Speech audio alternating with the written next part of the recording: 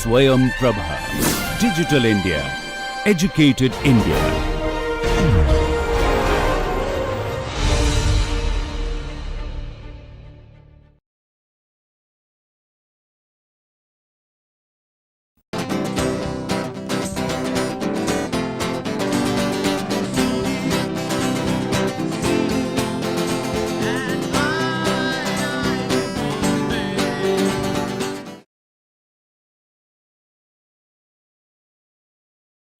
Hello and welcome to lecture 19 of this lecture series on Introduction to Aerospace Propulsion.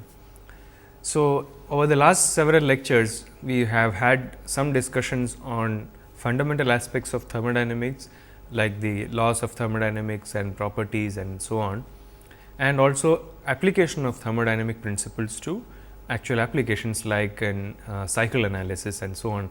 So, last 2-3 lectures we were discussing about the various power cycles which are commonly used in day to day applications. We had looked at the basic thermodynamic principles behind these cycles and also what are the small modifications that can be made which can lead to improvement in the efficiency of these cycles. So, these were some of the aspects that were discussed in the last few lectures. In today's lecture, what we are going to take up is a very different topic altogether. It is not to do with thermodynamic cycle analysis and so on, but what we shall be discussing today are some very basic thermodynamic relations which are commonly used in analysis of engineering systems, and some of these topics are very important in analysis of complex thermodynamic systems. So, let us take a look at what we shall be discussing in today's lecture. We shall be talking about what are known as the Helmholtz and the Gibbs functions, and then we shall be discussing about what are meant by Legendre transformations. And as we apply Legendre transformation to certain equations, we get what are known as the thermodynamic potentials. Then we will take up a very important set of relations known as the Maxwell relations, which play a very significant role in thermodynamic cycle analysis and otherwise. We will spend some time on discussing about the ideal gas equation of state and also subsequently what is meant by the compressibility factor. We will then take up the other equations of state, which are basically modifications of the ideal gas equation states to make it more realistic. And towards the end of the lecture, we will be discussing about the Joule-Thomson coefficient or the Joule-Thomson effect, which is basically applied for fluid flows through a throttling device or a throttling process. Now, if you recall, several lectures earlier we had discussed about what are known as combination properties. Combination properties are those which are basically a set of different properties which put together have certain thermodynamic significance. One such property which we had discussed was known as the enthalpy. Enthalpy was defined as the sum of the internal energy plus the product of pressure and specific volume. So, specific internal energy U plus PV is equal to the specific enthalpy. So, this was the basic definition of enthalpy, which is basically a combination property. Today, we will discuss about two more combination properties, which are known as the Helmholtz function and the Gibbs function. So, let us take a look at what these functions are and what their significance are. So, we are going to introduce two combination properties. First one is known as the Helmholtz function, which we will define or denote by a letter A. So, Helmholtz function is basically an indication of the maximum work that can be extracted from a particular system. We have already discussed about what is the maximum work, what do you mean by useful work, what is known as irreversibility, etc. And so, based on those definitions or concepts, what we shall define today is what is known as the Helmholtz function. So, Helmholtz function by definition is, it basically indicates the maximum work that can be obtained from a system. So, enthalpy is something which we have already discussed. It is a combination property. Again, it indicates the work content or energy content of a system.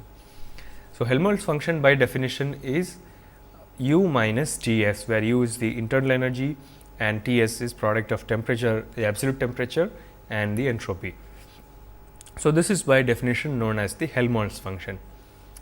So, what we can immediately see is that Helmholtz function basically gives us an idea of how much is the internal energy, what is the amount of maximum energy that you can get after you deduct the unavailable energy, because the product T s is basically the measure of the unavailable energy or the irreversibility, which we had defined earlier. So, difference between the internal energy and the unavailable energy is basically the Helmholtz function, and so it gives us an idea about the maximum work that can be extracted from a particular system.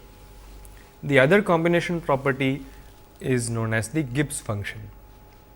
Now, Gibbs function is again very similar to that of Helmholtz function, but it indicates the maximum useful work that can be obtained from a system. Unlike Helmholtz function, which was just the indication of the maximum work, Gibbs function gives an idea of maximum useful work that can be extracted from a system. So, Gibbs function G, it is denoted by letter G. G is equal to H minus T s. So, here we are deducting the irreversibility or the unavailable energy, which is product of T, absolute temperature T, and the entropy S from the enthalpy. So, Gibbs function is less than enthalpy, Helmholtz function is less than the internal energy. So, these are two functions which we shall be using in today's discussion. We will also be making use of the other equations which were known as the TdS equations, which we had derived earlier. We will also be using those TdS equations in some of the analysis today. And so, what we will do, in fact, the two TdS equations which we had defined earlier and these two equations for the Helmholtz function and the Gibbs function, all the four put together are actually known as the Gibbs equation. So, the two TdS equation and the two equations we had defined today, for one is for Helmholtz function, the other is for the Gibbs function, all of them put together are classified as the Gibbs equation. So, two of the equations which we had derived earlier, one is du is equal to TdS minus PdV and dH is equal to TdS plus VdP. So, these are two equations which we had at that time defined as the TdS relation. So, the two other Gibbs equations are A is equal to U minus Ts and G is equal to H minus Ts, which is what we had defined today. So, let us differentiate these two Gibbs equations. If you differentiate, we get dA is equal to du minus TdS minus S dt. Similarly, dG is equal to dH minus TdS minus S dt. So, these are now four differential equations. One is in terms of the internal energy, one is in terms of the enthalpy, and one is in terms of the Helmholtz function, and the last one is in terms of the Gibbs function. So, these are the four different differential equations which we have, which relates a set of properties of a system, set of important properties of a system like the temperature, the pressure, the entropy and volume and so on. So, these properties are related in terms of certain combination properties like enthalpy, Helmholtz function and the Gibbs function. So, what we will discuss next is that it is possible for us to express some of these functions or some of these terms in the form of another set of terms by what are known as Legendre transformations. That is, you can map or transform a function which is or a property which is a function of a set of properties to another set of properties by using what are known as the Legendre transformations. So, we will use Legendre transforms to basically transform or map a set of parameters or properties from one set to another, which basically helps us in certain analysis, which we shall be discussing why we are doing this transformation in little detail little later on. That once we do this transformation, it makes the analysis of thermodynamic systems quite easy. So, let us understand what are known as the Legendre transformations. So, we know that a simple compressible system, which is basically a system which is completely defined from the state postulate, it says that a simple compressible system can be completely defined or characterized by two independent and intensive properties. And and this is the state postulate, and a simple compressible system is one which is devoid of any effects of magnetic effects or gravity and so on. And so, what we have seen is that we can actually characterize a simple compressible system completely by using either energy, which is internal energy U, or entropy S, and its volume. So, this is an example. Of course, you can also characterize a simple compressible system by another set of properties.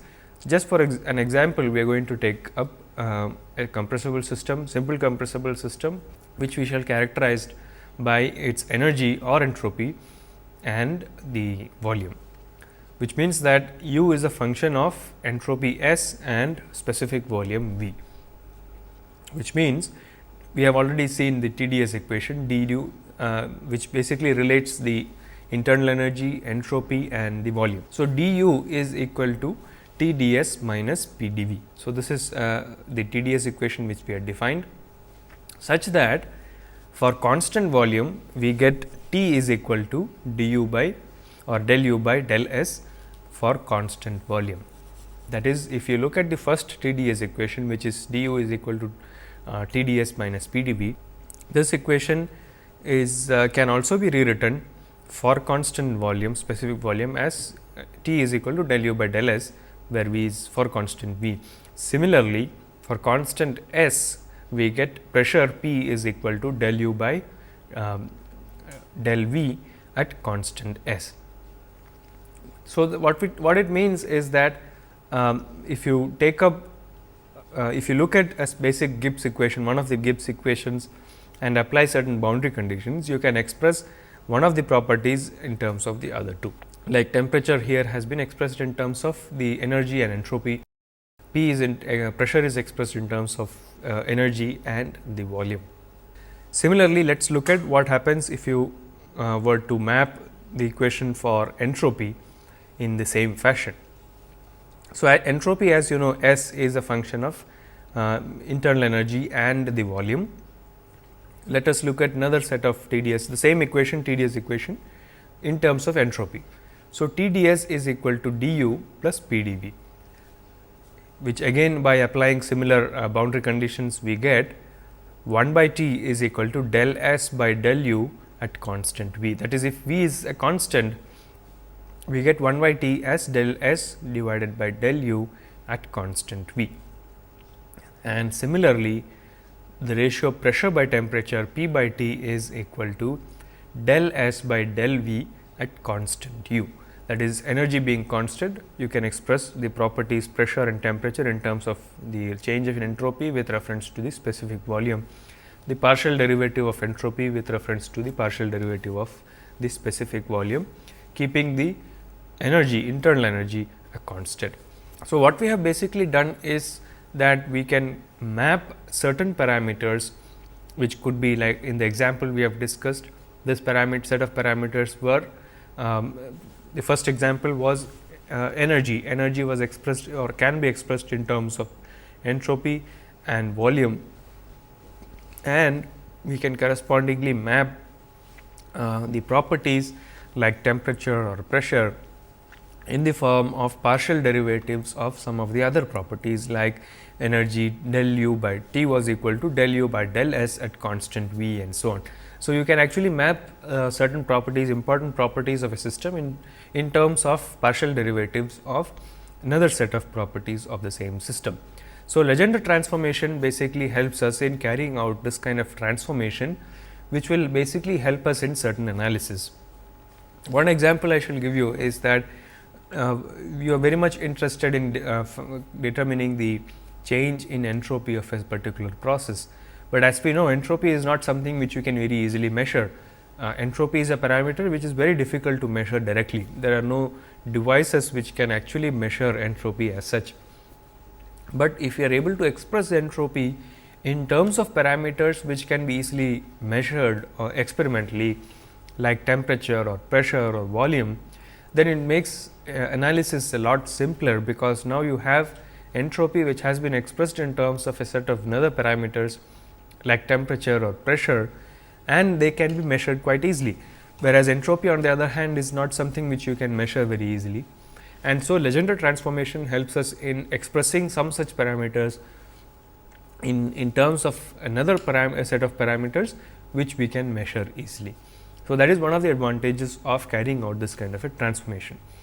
So, if you look at the properties of the advantages of Legendre transformation, Legendre transformation basically we know that any fundamental expression or relation, we need to express it in terms of proper variables, so that the relation is complete, which is why energy will always feature entropy. That is, if you were expressing energy, internal energy, as we did in the example, which was expressed in terms of entropy S and volume V.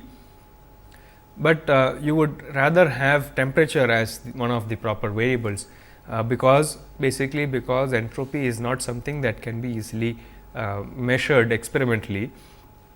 Therefore, it is convenient to construct other related quantities in which entropy is a dependent variable instead of an independent variable. Because if it is a dependent variable, then you can actually express entropy in terms of other parameters which can be measured, like temperature and pressure or volume. Whereas, if it happens to be an independent variable, then it means that you will have an expression which relates energy in terms of entropy alone, and that is something that you cannot measure easily, and that is one of the advantages that you would want to carry out the Legendre transformation. Now, let us also take up an example of let us say the Helmholtz function. We have already had an example for the energy in terms of entropy and volume. Let us also look at one example which has Helmholtz function as the example. Now, we have already defined the Helmholtz function, also known as, in some books you will also see Helmholtz function being defined as Helmholtz free energy. So, Helmholtz free energy was defined as A is equal to U minus T s. Now, if you look at a simple compressible system, A is equal to U minus T s can be written as, if you differentiate d A is equal to d U minus S dt minus P dV and so on. And so, we had already differentiated this a few slides earlier. Now, this can be simplified as d A is equal to minus S dt minus P dV, which comes from the TdS equation, because d A is equal to d U minus TdS minus S dt. d U minus TdS is equal to minus P dV from the first TdS equation. Therefore, d A is equal to minus S dt minus P dV. Again, if you were to apply the transformation here, we get this equation can be expressed in a different way as entropy S is equal to minus del A by del T at constant V. Similarly, pressure P is equal to minus del A by del V at constant T. Now, what we have here is that entropy can actually be expressed as in terms of partial derivatives of the Helmholtz function or the Helmholtz free energy divided by with reference to temperature at constant specific volume. So, here we can the state function now is much more amenable to experimental manipulation than the internal energy, because energy or entropy on the other hand is something that is quite difficult to measure, and once you can express the state function in terms of parameters which can be easily measured, that makes thermodynamic analysis a lot simpler, because you now have expressed the state variables in terms of parameters which can be easily measured.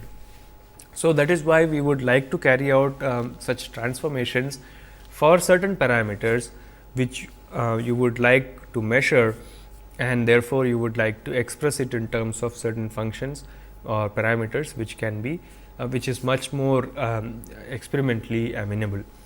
And so, we will now define what we are going to refer to as the thermodynamic potential. So, the derivatives that we get from these the transformations are basically referred to as the thermodynamic potential. So, state functions which we obtain as a means of or as an outcome of the transformation of the Legendre transformation are known as the thermodynamic potential. So, thermodynamic potentials, examples of thermodynamic potentials are enthalpy, the entropy is also a thermodynamic potential, the Gibbs function or Gibbs free energy, and the Helmholtz function or Helmholtz free energy. So, state functions which we obtain as a consequence of the Legendre transformation. We have already seen what is the Legendre transformation, which is a set of transformations which we can do to map a set of functions or parameters in terms of other functions or parameters which are much more easier to measure experimentally. So, as you transform or map these parameters from one set to another, we can do that by using the Legendre transformation. So, the state functions or state variables that you get as a consequence of this Legendre transformation are referred to as the thermodynamic potential, examples being enthalpy, Gibbs free energy, Helmholtz energy, and so on. Now, why are they called thermodynamic potential? Well, they are basically called thermodynamic potential because they look similar to or are analogous to the potential energy which we come across very frequently in mechanics. So, because of their similarity, that is the similarity of these functions, the enthalpy, entropy, free energy, and so on, because of their similarity to the potential energy which we come across in mechanics, these are known as the thermodynamic potential, because these are potentials which come up in thermodynamic analysis, and that is why they are called a thermodynamic potential because of this similarity. And the other aspect of the potential is that each of these potentials provide a complete and equivalent description of the equilibrium states of the system, because they are all derived from a fundamental relation. We have seen and the enthalpy is derived from a fundamental relation. It relates basically the internal energy and product PV, which is a very fundamental. All of these three parameters are fundamental parameters. And so, similarly the free energy, Gibbs free energy or Helmholtz energy, they are all derived from certain fundamental relations. And so, each of these terms will provide a complete description of the equilibrium states of a system, because they all come from or they are all derived from a set of fundamental properties. Now, so we can actually map or carry out the Legendre transformation for different sets of parameters or state variables and derive the corresponding thermodynamic potentials for these kind of these set of state variables. So, what I will do is I have already explained how to carry out this analysis for some examples like energy or entropy or the Helmholtz free energy. So, with that background, you should be able to now calculate or carry out this transformation for other set of parameters or state variables. So, let us summarize. I would summarize the use of Legendre transformation for different state variables and the corresponding thermodynamic potentials. So, in the table that is shown here, we have the state variables on the left hand side, first column. The second column are the thermodynamic potentials. So, we have seen that from this set of state variables u and v, that is energy and the specific volume, we should be able to derive the thermodynamic potential, which is entropy, using the Legendre transformation. So, this was one example which I had discussed. The other example I had discussed was the Helmholtz function, that is, you can derive the Helmholtz function which is basically the thermodynamic potential, and correspondingly we can carry out the Legendre transformation from the state variables for temperature, absolute temperature T and the specific volume V. So, using these two state variables, you can carry out the Legendre transformation for the Helmholtz function. Similarly, we can carry out the transformations for Gibbs function in terms of the state variables temperature T and pressure P for Gibbs function, which is G is equal to H minus Ts. And for enthalpy, the state variables would be entropy S and the pressure P, absolute pressure P, where enthalpy is U plus PV. So, this is just to summarize how you can express different potential thermodynamic potentials as a consequence of using a set of state variables through the Legendre transformation. So, thermodynamic potential basically helps us in understanding or equating certain potentials, which we also see in mechanics. And so, similarly in thermodynamic analysis, we come across certain potentials which are very similar or analogous to the potential energy of mechanics. Now that we have understood the Legendre transformation and how you can express certain parameters or functions in terms of a set of different set of parameters which are more amenable to measurements, like you can express entropy in terms of other set of parameters and so on. So, we shall now discuss about what are known as the Maxwell equations. Maxwell relations or Maxwell equations are basically derived from the Gibbs equations, all the 4 Gibbs equations put together. You can carry out the Legendre transformation and derive the Maxwell equation from all these 4 Gibbs equations. So, Maxwell relations basically relate some of the basic properties of a simple compressible system like the pressure, volume, temperature and entropy, and we basically get partial derivatives of these properties in terms of the others, and this is basically applied for simple compressible systems. But as we will see little later on that we can also derive such equations for non-simple systems which involve electric or magnetic force etc., and get the corresponding Maxwell's relation for those systems. But what we will discuss today is only for a simple compressible system, where we express these basic properties like temperature, pressure, specific volume, entropy etc., in terms of partial derivatives. So, Maxwell relations are basically equations that relate the partial derivative of properties like pressure, specific volume, temperature and entropy of a simple compressible system to each other. That is, you would have partial derivatives of pressure in terms of temperature and so on. Now, we will make use of the fact that all of these properties are basically, because they are thermodynamic properties, they are exact differentials. So, these equations will be derived by using the exactness of the differentials of these thermodynamic properties. So, Maxwell relation basically can be obtained by applying these Legendre transformations to the 4 Gibbs equations. And what were those 4 Gibbs equations? We had already discussed about the TdS equations. There are 2 TdS equations, one is in terms of energy U and the other is in terms of enthalpy H. In addition to that, the other 2 Gibbs equations, one is for the Helmholtz function A and the other is for the Gibbs function G. So, the Gibbs equation can actually be simplified by using the TdS equations, which we get dA is equal to minus S dt minus P dV. So, that is the third Gibbs equation, and dG is equal to minus S dt plus P dV. Plus dG is equal to minus S dt plus V dP.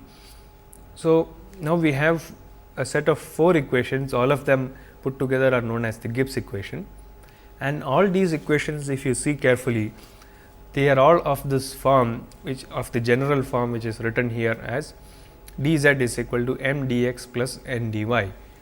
So, this is like a set of exact differentials, and if you recall from mathematics, which you might have studied earlier on, such equations can actually be written in terms of the partial derivatives of these variables here.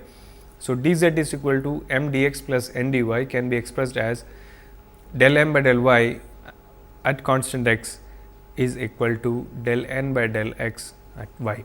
That is, these functions that you see here in terms of m and n can be expressed as partial derivatives in this fashion. So, if you have an equation of this form dz is equal to m dx plus n dy, then it also follows that del m by del y at x is equal to del n by del x at y. Now, since all these equations, that is the 4 Gibbs equations, are in terms of properties of a system like energy, enthalpy, the Helmholtz function and the Gibbs function, which all of which are properties of a system, they should have exact differentials, which means all these 4 equations which we had discussed, one is in terms of energy U, second is in terms of enthalpy H, then the Helmholtz function A and the Gibbs function G, all these 4 equations only deal with properties of a system. Therefore, all of these equations should have exact differentials, which means all these equations can be expressed in a fashion which was just discussed for a general equation dz is equal to m dx plus n dy, where del m by del y at x is equal to del n by del x and del n by del y at x. So, if we were to express all those 4 equations, 4 Gibbs equations, and apply the exact differentials for them, because all these equations are in terms of properties of a system. And if we were to do that, then we get a set of 4 relations which are basically known as the Maxwell equations. So, if we take the equations one by one, that is the first TdS equation, apply the exact differential property for that, second TdS equation, and so on, then we get the Maxwell relations which are shown here. So, applying this property of or identity of exact differentials to the Gibbs equation, then we get from the first and from all the 4 Gibbs equations together, we get del T by del V at S is equal to minus del P by del S at V. The second Maxwell relation is del T by del P at S is equal to del V by del S at P. Third Maxwell equation or Maxwell relation is del S by del V at T is equal to del P by del T at V. And the last Maxwell relation is del S by del P at T is equal to minus del V by del T at P. So, all these 4 equations are basically known as the Maxwell relations, which are basically derived from the Gibbs equations, and by applying the exact differentials to all these Gibbs equations. Now, what is the significance of Maxwell relation? Now that we have defined these 4 equations in terms which are basically partial derivatives of the properties expressed in terms of one another, what is the significance of these Maxwell relations? Basically, Maxwell relations are important thermodynamic relations, because they provide a means of measuring changes in entropy using variables which can be easily measured, like pressure, volume, temperature, etc. And the equations that we just discussed, or the Maxwell relation which we had discussed, is basically limited to simple compressible systems, but we should be able to derive similar relations for non-simple systems which involve electric, magnetic and other effects, and so on. And so, Maxwell relations which we discussed, though, were restricted to simple compressible systems which basically do not have effects of electric, magnetic fields and so on. Such equations are also derived for equation or for systems which involve non simple effects like electric, magnetic fields. So, what we had discussed were so far were firstly the Gibbs and Helmholtz function. Then we discussed about the Legendre transformation, which helps us in expressing one function in terms of set of another functions which can be easily measured and so on. And Maxwell relation is basically a consequence of these transformation applied to the Gibbs equations, the 4 Gibbs equations. And what we shall discuss next are the equations of states, and we will start our discussion with discussing about the ideal gas equation of state, and then we will see how we can modify this ideal gas equation of state to include real gas effects. Now, ideal gas equation of state is something which you are already familiar with, and we have used this also in some of the numerical calculations or during our tutorials in some of the earlier lectures, where we had assumed that air is an ideal gas for the range of temperatures for which we were carrying out the calculations. So, we had defined ideal gas equation there as P v is equal to R T. So, that is the basic ideal gas equation of state, which expresses 2 properties, which basically relates 3 properties of the ideal gas: pressure, volume and temperature, and then there is a constant which is known as the gas constant. Now, any equation which so if you look at equation of state, you can actually have any equation which relates the pressure, temperature and specific volume of a substance is basically known as an equation of state. Now, the simplest and the best known equation of state which we are aware of so far is the ideal gas equation of state, which is P v is equal to R T. Now, in this equation, the pressure P is the absolute pressure, T is the absolute temperature, V is the specific volume and R is the gas constant for the particular gas we are interested in. For air, we can calculate gas constant by dividing the universal gas constant by the molecular weight of that particular gas. Now, the equation of state we had just discussed is meant for an ideal gas.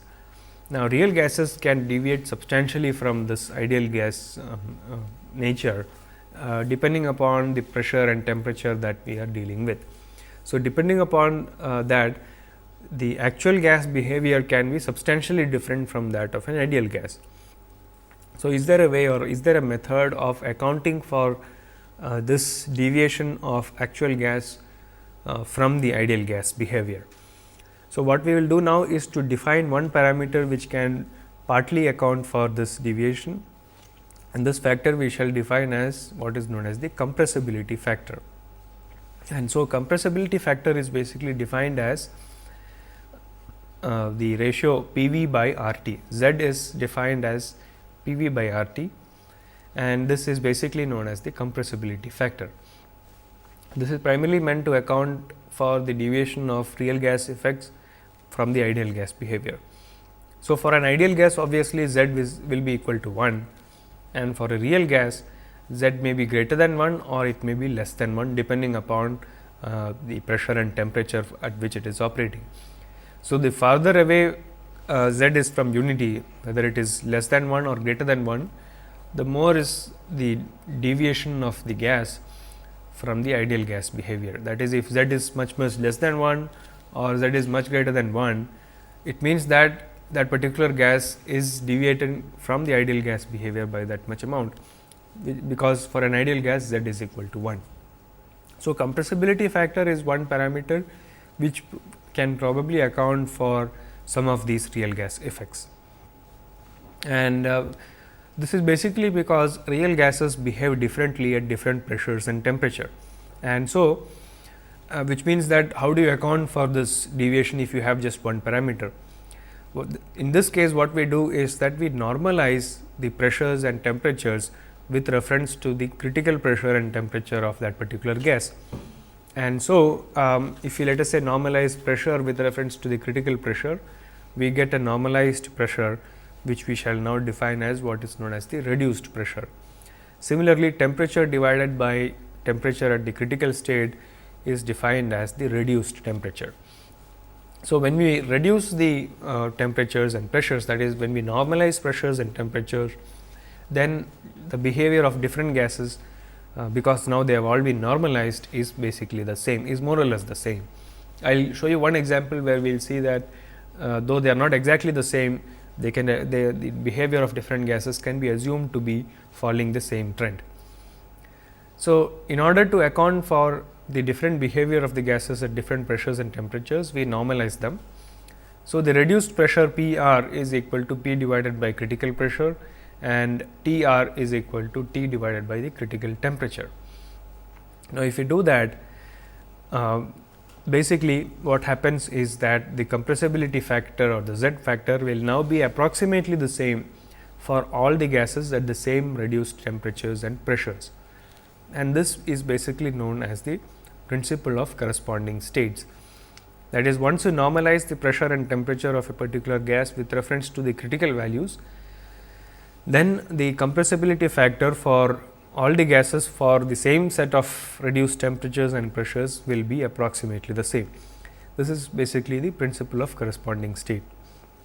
So, we can now express the compressibility factor in terms of reduced pressures and reduced temperatures for a variety of gases, and then we can, what we get is the generalized compressibility chart. So, if you look at the generalized compressibility chart, which are basically meant to be used for all set of gases, all gases, and then we shall be able to make certain conclusions based on the generalized compressibility chart. So, I have one example here of a compressibility chart, which is plotted in terms of set of gases for methane, ethylene, ethane, and so on. There are several gases which have been shown here. On the y axis, we have the compressibility factor Z, which is P v by R T. X axis is reduced pressure, and these graphs have been plotted for different reduced temperatures. So, what we can see is temperature ratio or reduced temperature varying from 1 all the way up to 2 and so on. You will find in certain books these charts given for many more reduced temperatures all the way up to 5 or 6, and but the basic message is the same that we shall discuss now. What you see here is that as the reduced pressures are lower, as it approaches 0, then the compressibility factor approaches 1, which means that as for very low pressures, irrespective of what the temperature ratio is, the compressibility factor approaches 1, which means all the gases will approach ideal gas behavior. And for certain reduced pressures, you can say that you can see that the behavior and temperature ratios, the behavior is substantially different from that of ideal gas behavior. For example, for a reduced pressure of 1 and reduced temperature of 1, the compressibility factor is 0.2, which means that it is substantially different from 1. It is substantially away from 1, which means that the gases at these reduced pressures and temperatures will deviate substantially from ideal gas behavior. And so, based on the general compressibility chart or generalized compressibility chart, we can derive the following conclusions.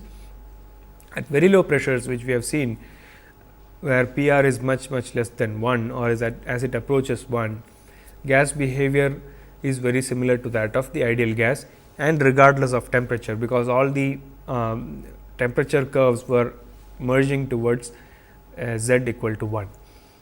At high temperatures, TR greater than 2, ideal gas behavior can be assumed regardless of the pressure, which you can see here in this diagram, that for as you increase the reduced temperature at 2 or beyond that, it is the curve is more or less flat, which means that regardless of pressure, the gas behavior is like that of an ideal gas, which occurs for reduced temperatures of 2 and beyond that. And the deviation of a gas from the ideal gas behavior is highest in the vicinity of the critical point. That is, around critical point, when let us say reduced pressure is 1 and reduced temperature is 1, that is at the critical point temperatures and pressures, the deviation of the gas from the ideal gas behavior is the highest, which also is seen clearly from this generalized compressibility chart.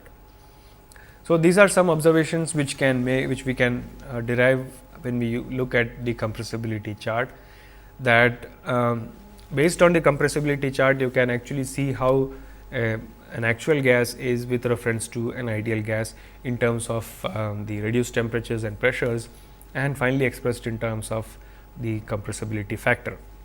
Now, what we had discussed now was the equation of state as applied for an ideal gas.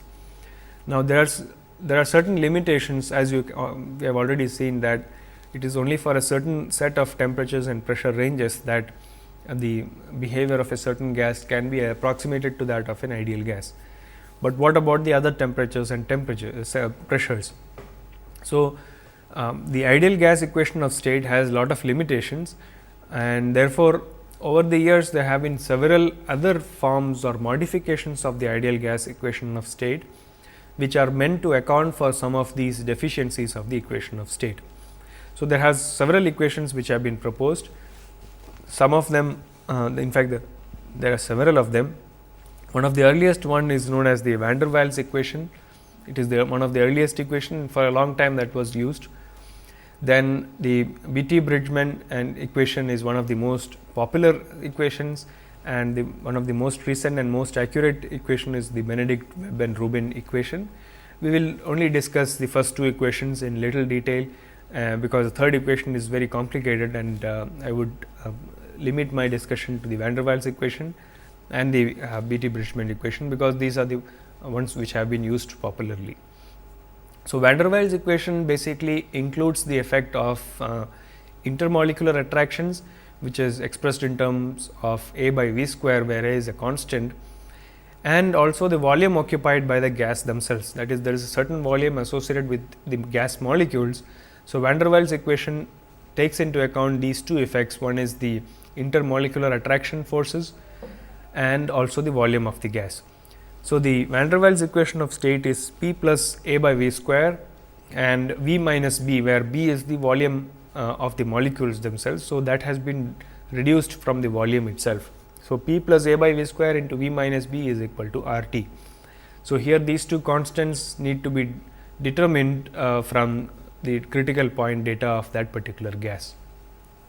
So, this is the van der Waals equation, and the second equation, which is more popularly used, is the Beatty-Bridgman equation, and this is expressed in terms of 5 experimentally determined constants, and it is basically the equation is P is equal to R u T by V bar square into 1 minus C by V bar T cube multiplied by V bar plus B minus A by V bar square, where A and B are expressed again in terms of constants.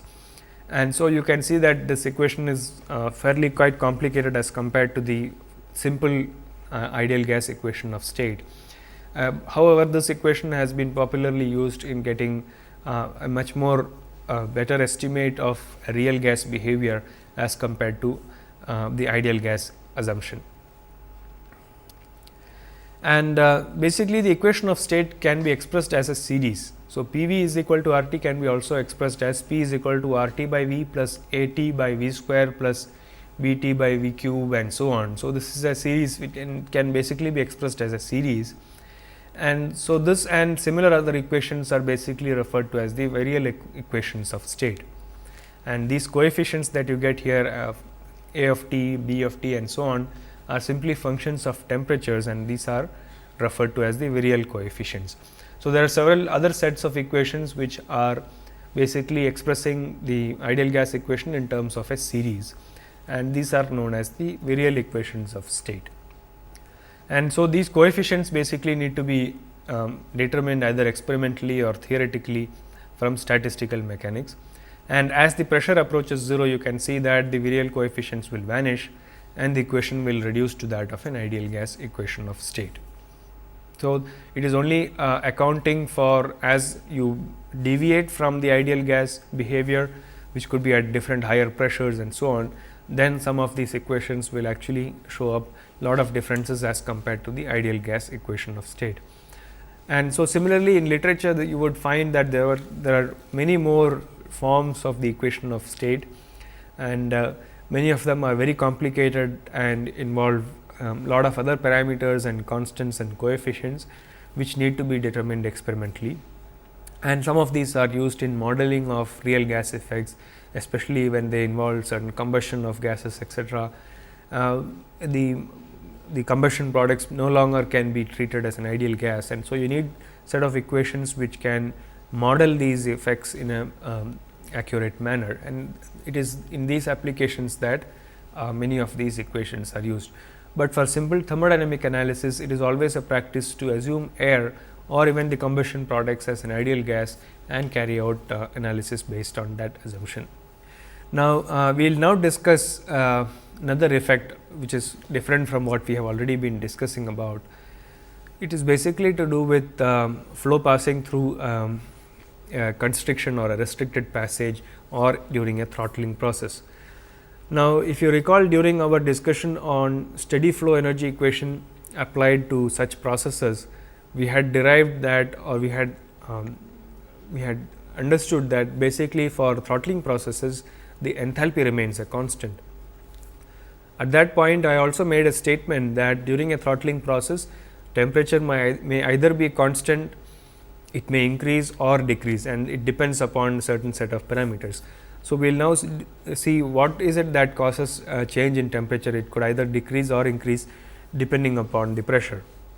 So, we will now see how we can estimate or determine changes in temperature during a throttling process. Now, during a throttling process, there is definitely a pressure drop associated with flow, where it passes through devices like valves or capillary tubes and so on. So, enthalpy of a fluid remains a constant, which is basically an outcome of the energy equation. Now, the temperature may remain same, it may increase or it could decrease depending upon the throttling process. So, the behavior of fluids during such flows is described by what is known as the Joule-Thomson coefficient. So, let us look at what is meant by the Joule's coefficient or Joule-Thomson coefficient. Joule-Thomson coefficient mu is basically equal to partial derivative of temperature with pressure for constant enthalpy. So, del T by del P at constant H is Joule-Thomson coefficient. So, it follows from this that if mu is less than 0, the temperature will increase.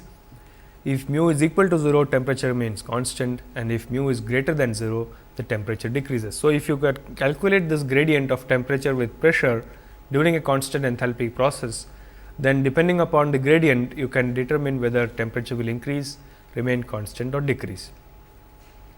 So, let us look at one example here. We have flow passing through a porous plug here. The initial condition is P1 and T1, which is fixed, and as you change the porosity, the downstream conditions can change, which means if you start at the initial state here, exit states which are shown here by these black dots can be defined or can be varied depending upon the porosity here. So, you may end up getting different exit states on the constant enthalpy line. Now, it means that there is certain point on the enthalpy equal to constant line where the slope is 0 or where you have Joule-Thomson coefficient equal to 0. So, the line that passes through all these points is known as the inversion line, and the temperature at a point where a constant enthalpy line intersects the inversion line is called the inversion temperature. So, the slopes of H equal to constant line are negative at states to the right of the inversion line and positive to the left of the inversion line. So, that will be clear from this sketch I have shown here illustratively, that on this constant enthalpy lines plotted on the temperature pressure plot, all these lines are enthalpy equal to constant. So, at the point where slope is equal to 0, if you join all those points, you get the inversion line, and this temperature is known as the inversion temperature. So, on left of this inversion line, you have mu is greater than 0, which means temperature decreases in this zone, and if you are operating in the other zone where mu is less than 0, the temperature should increase, which means that as you start throttling from here, if you are operating on the positive slope line, then you end up getting reduced temperature, and if you end up operating on the right hand side of the inversion line, the temperature after the throttling process will increase. So, on a constant enthalpy line, it is necessary, if your aim is to reduce temperature, then it is necessary that you operate on the right hand side where the slope is positive, and if you are operating on the right hand side, you end up getting an increase in temperature. So, this is basically the significance of the Joule-Thomson effect or Joule-Thomson coefficient, which basically helps us in understanding that as you throttle, it is not necessary that temperature will always decrease, because throttling devices are very commonly used in refrigeration cycles and air conditioning systems and so on. And so, if you need throttling to be effective, you need to make sure that on the constant enthalpy line, you are operating towards the left of the inversion line, where the Joule-Thomson coefficient is greater than 0, which means that you will end up getting reduced temperature. But if you are operating on the right hand side, the temperature will increase. So, that was about the Joule-Thomson coefficient, which describes throttling process in much more detail. So, let us recap what we had discussed in today's lecture. We are coming towards the end of this lecture, and in today's lecture we had discussed about two new functions, the Helmholtz and the Gibbs functions, which are combination properties like enthalpy. We had discussed about Legendre transformations, which help us in mapping set of parameters to another set of parameters. Then as a consequence of Legendre transformations, we discussed about thermodynamic potentials, and then the Maxwell relations, which form the basic tool for analysis of different thermodynamic systems. We discussed about the ideal gas equation of state and the real gas effects and how to account for real gas effects in terms of the compressibility factor, and also we discussed about the other equations of state like the van der Waals equation and so on, and subsequently we discussed about the Joule-Thomson coefficient, which is basically applicable for throttling processes. So, that brings us to the end of this lecture, and in the next lecture what we shall do is we will have a tutorial session. We shall be solving numerical problems related to gas power cycles from Otto, diesel and dual cycles. We will also be solving some problem from Brayton cycle and variants of Brayton cycle, like Brayton cycle with regeneration, reheating and so on. And then we will be discussing about the vapor power cycle, basically the Rankine cycle, and possibly we will also solve some problems based on today's lecture, that is the thermodynamic property relation. So, we shall take up these during the next lecture, which would be lecture 20.